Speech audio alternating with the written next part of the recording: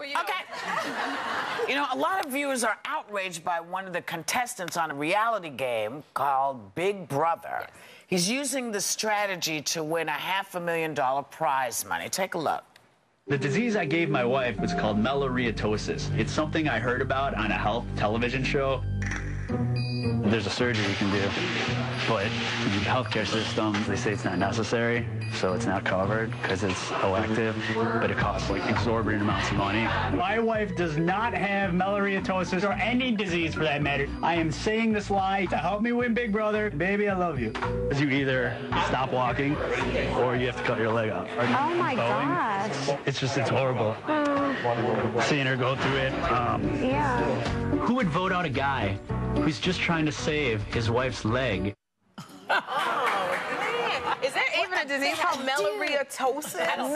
Meloriatosis, he said. He said his wife had a disease to win Big Brother. Yeah, I think that's pretty awful. That is any worse than a kid who doesn't do his homework and says his grandmother died and he had to go to the funeral? I used to hear that every week when I was a teacher. Yes, but I did it.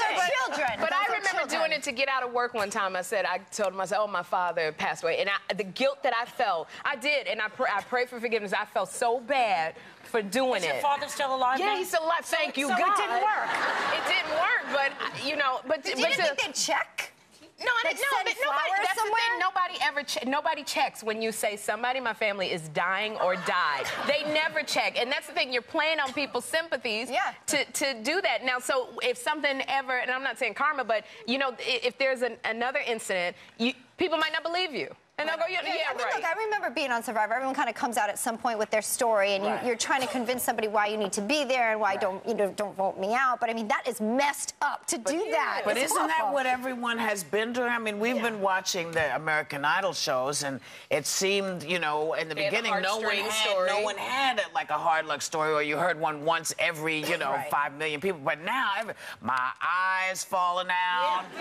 My dog bit me, and he's now infected me, and that's why I'm not singing the way I should. Right. But I think Whoopi, on those shows, American Idol, Dancing with the Stars, when they have those storylines, I think that they're true. And if we ever find out that they're not, I think the ratings are going to go down, because that is why we call and vote. Well, I was checking this. Fox News? I thought the eyeball was falling out.